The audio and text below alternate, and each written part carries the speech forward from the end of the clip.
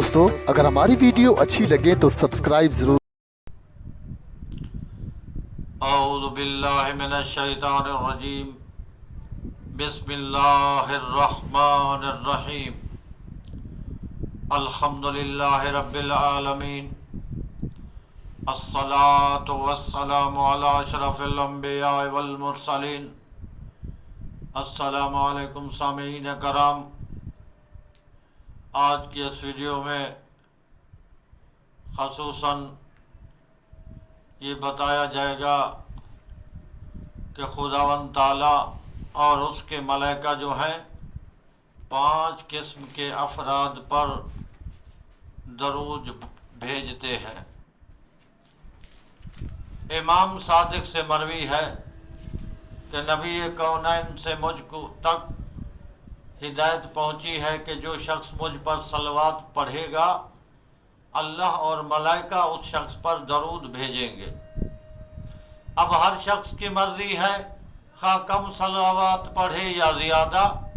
حضور سے مروی ہے کہ جو شخص مجھ پر 1 مرتبہ صلوات پڑھے ذات عادیت نے اس کے جواب میں جو انتظام فرما رکھا ہے وہ یہ ہے کہ اس کریم اللہ نے عرش کے عین وسط میں ایک عمود پیدا فرمایا ہے اور اس عمود کے اوپر والے سرے کے 70,000 شاخیں ہیں. ہر شاخ پر 70,000 ملک معین ہیں. ہر ملک کے 70,000 سر ہیں. ہر سر کے 70,000 چہرے ہیں. ہر چہرے پر 70,000 زبانیں ہیں. جب کوئی شخص مجھ پر 1 مرتبہ درود پڑھتا ہے یہ تمام ملائکہ اپنی تمام زبانوں کے ساتھ 70,000 مرتبہ اس شخص پر درود پڑھتے ہیں. نیز اہل بیت سے منقول ہے کہ جہاں بھی نبی اکرم کا نام لیا جائے اور سننے والا یا نام لینے والا آپ کی ذات پر صلوات پڑھے تو خلاق عالم ما ملائکہ اس شخص پر 1000 مرتبہ درود بھیجتا ہے. جامع الاخبار میں ہے کہ حضور نے فرمایا جو شخص 1 مرتبہ لا الہ الا اللہ وحدہ لا شریک لہ اللہم صلی علی محمد و آل محمد پڑھے قدرت خالق سے اس شخص کے منہ سے ایک سبز رنگ کا پرندہ پیدا ہوتا ہے جس کے پروں میں یاقوت مروارید جڑے ہوئے ہوتے ہیں. اس کی آواز شہد جیسی شیرین ہوتی ہے. ذات عادیت کی طرف سے اس پرندے کو ٹھہرنے کا حکم ملتا ہے. وہ پرندہ عرض کرتا ہے بار الہ میں تو اس وقت بالکل سکون کروں گا ٹھہر جاؤں گا جب میرا کہنے والا بخشا جائے گا جب تو نے ابھی اس کے گناہ معاف نہیں کیے. ارشاد قدرت ہوتا ہے میں نے اس کے تمام گناہ معاف کر دیے. میں تو ٹھہر جا اے فرشتہ یعنی اے وہ پرندے سے اللہ حکم دیتا ہے کہ میں نے اس کے گناہ تو معاف کر دیا ہے تو ٹھہر جا. ذات خالق کی طرف سے اس پرندے کو 70 زبان ملتی ہے جس سے وہ تا قیامت اس شخص کے لیے استغفار کرتا رہے گا اور وہی پرندہ جنت میں جانے کے لیے اس کا رہنما ہوگا. یا ذرا غور کیجئے کہ دیکھیے کہ اللہ تعالیٰ بھی درود و سلام پڑھتا ہے. کس پر؟ جو شخص سید الانبیاء پر درود بھیجتا ہے اس کے اہل بیت پر اور اس کے محترم مکرم صحابہ پر درود و سلام بھیجتا ہے. یعنی ان پر درود و سلام نبی پر درود و سلام بھیجنے سے پھر اللہ ان لوگوں پر بھی درود و سلام بھیجتا ہے جو لوگ اس کے محبوب پر درود و سلام بھیجتے ہیں. جس طرح ہے کہ ارشاد باری تعالی ان اللہ و ملائکاتہ یصلون علی النبی یا ایھا الذین آمنوا صلوا علیہ وسلموا تسلیما. اللہ نے اس واضح فرما دیا ہے اے دنیا والوں بے شک اللہ اور اس کے فرشتے ہیں. فرشتے جو ہیں وہ نبی پر درود و سلام بھیجتے ہیں. اور اے ایمان والو تجھے بھی حکم ہے کہ میں خود خدا جس پر درود پڑھتا ہوں تم بھی اس پر درود پڑھا کرو۔ یہ ہمارے نبی محترم کی عظمت ہے۔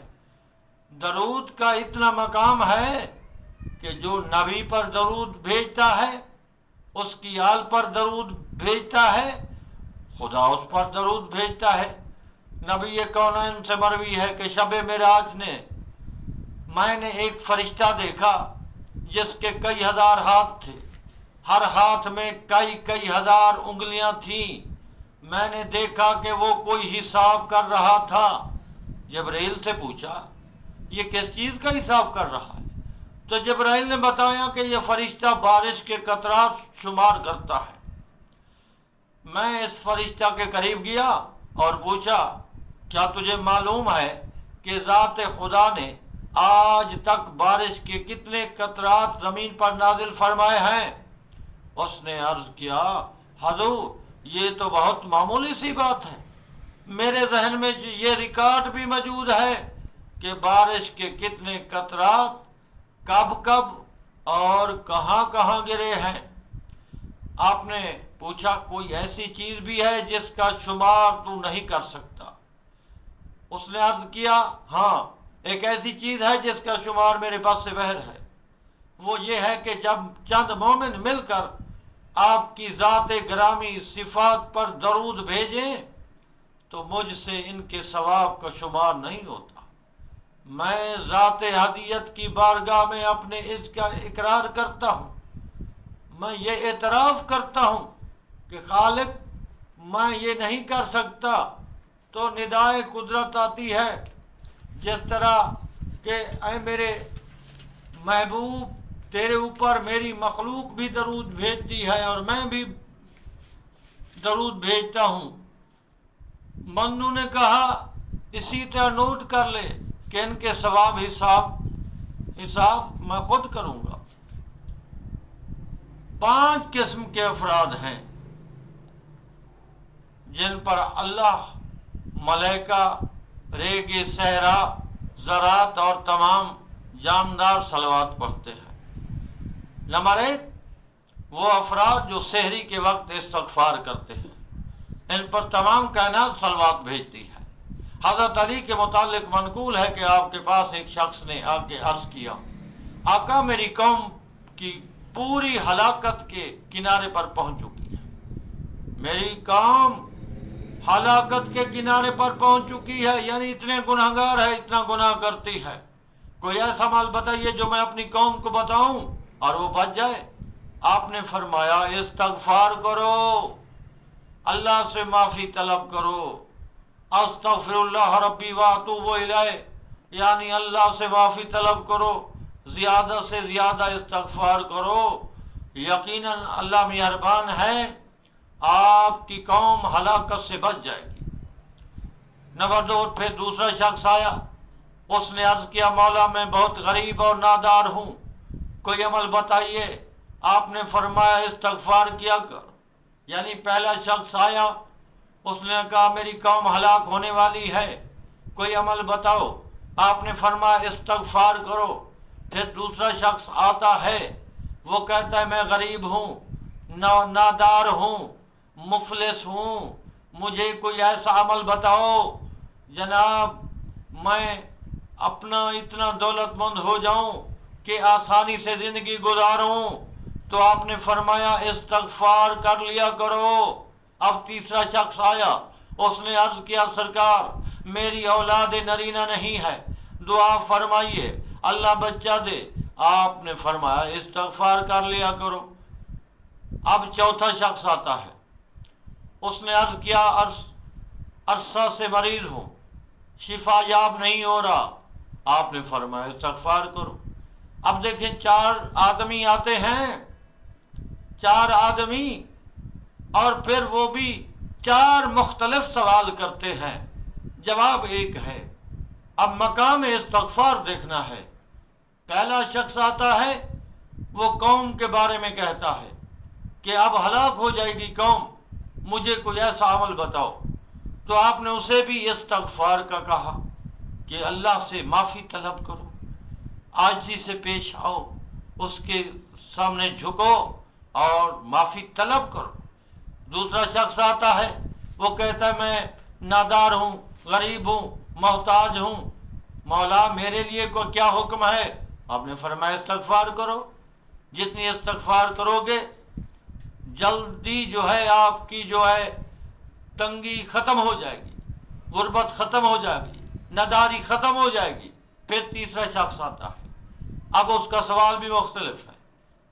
अब वो कहता है कि मौला मेरे यहाँ बच्चा पैदा नहीं होता, मैं इसलिए आया हूँ, मेरे लिए दुआ करो, मुझे ऐसा अमल बताओ कि अल्लाह मुझे बेटा अता फरमाए।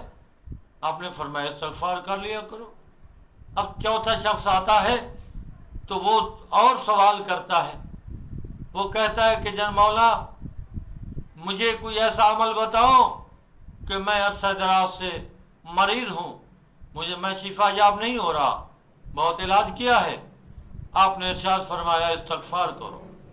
अब देखो चार मुख्तलिफ सवालात का जवाब एक है, सवाल मुख्तलिफ हैं, देने वाला आम शख्स नहीं है, वो भी वो शख्स है जिसके बारे में सैयदुल अंबिया ने फरमाया है अना मदीनतुल इल्म व अलीयुन बाबुहा, जिन्होंने खुद भी दावा किया था कि अगर मेरे लिए मसनद कज़ावत बिछा दी जाए और मेरे पास लोग आए, कुरान वाले कुरान लेकर आए, तौरात वाले तौरात लेकर आए, इंजील वाले इंजील लेकर आए, ज़बूर वाले ज़बूर लेकर आए, मैं हर शख्स को उसकी किताब से मसला बताऊंगा। उसने सलोनी का दावा किया। अब वही इमाम जो है जिसको मुत्तकियों का इमाम कहा जाता है, जो फातिह खैबर है, लिहाजा वो इमाम एक सवाल नहीं, सवाल मुख्तलिफ हैं, जवाब एक है। तो इमाम चार आदमी आते हैं, मुख्तलिफ सवाल करते हैं और आपने एक ही जवाब दिया। क्या जवाब दिया? इस्तग़फ़ार। लिहाजा आप देखना यही है, गौर करने वाली बात है कि अगर हमारी जितनी मुश्किलात हैं, मसाइल हैं, मुसीबतें हैं, हमारा हल इस्तग़फ़ार में है। जब तक हम अपने खालिक हकीकी से माफ़ी तलब नहीं करेंगे, अस्तग़फ़िरुल्लाह का जो है विर्द मुसलसल करेंगे, तो यकीनन हमारी ज़ुबान पर अगर अस्तग़फ़िरुल्लाह रब्बी व अतूबु होगा, खुदा मैं तुझसे अपने गुनाहों की माफ़ी तलब करता हूँ, मुझे माफ़ फरमा दे। खालिक हदीस कुदसी में इरशाद फरमाता है, जब मेरा बंदा मुझे एक मर्तबा खुज़ू व खुशू के साथ, खलूस के साथ बुलाता है, मैं 10 मर्तबा उसे जवाब देता हूँ। वो मुझे एक मर्तबा कहता है ओ मेरा बंदा या मेरे खुदा, तो मैं 10 मर्तबा जवाब देता हूँ जी मेरा बंदा। लेकिन शर्त ये है कि बुलाने वाला खलूस नीयत से बुला रहा हो, खज़ू व खुशू के साथ बुला रहा हो, आँखों में आंसू हूँ और तौबा जो है इस्तग़फ़ार ज़ुबान पर हो, फिर वो अपने रब को पुकारे, या अल्लाह या अल्लाह या रब्बे। तो मेरा करीम खुदा फरमाता है मैं तेरी दुआ को जल्द कबूल करता हूँ। तू मुझे जब वास्ता देता है अहले बैत नबूवत का, तो मैं उनके वास्ते जल्दी माफ़ कर देता हूँ। लिहाजा ज़रूरी है कि अस्तग़फ़िरुल्लाह, हुक्म भी है, कुरान में हिदायत की गई है कि इस्तग़फ़िरू रब्बकुम इन्नहु कान गफ़्फ़ारन युरसलुस समाउ अलैकुम मिदादन, यानी तुम अल्लाह से माफ़ी तलब करो, बेशक वो बख्शने वाला है। युरसलुस समाउ यानी वो आसमान को तुम्हारे ऊपर जिसने भेजा, बनाया एक छत की तरह। लिहाजा आप ज़रा गौर फरमाएं कि ये अल्लाह ने कायनात पैदा की है और हमारे लिए मकसद तख्लीक भी बता दिया है, वो है इबादत। ऐ अब्द खुदा, ऐ ज़रा गौर व फिक्र करो کہ ہمیں کیا کرنا چاہیے۔ یقیناً ہماری بقا، ہماری کامیابی، کامرانی یہی ہے کہ ہم اللہ سے معافی طلب کرتے رہیں، استغفار طلب کرتے رہیں، اور یہی میں بھی اور تمام سامعین بھی، ہم اگر یہیں اللہ سے معافی طلب کرتے رہیں گے کہ اللہ ہمیں معاف فرما دے، یقیناً وہ سننے والا کریم ہے۔ اللہ تعالی ہماری دعاؤں کو قبول فرما، آمین ثم آمین۔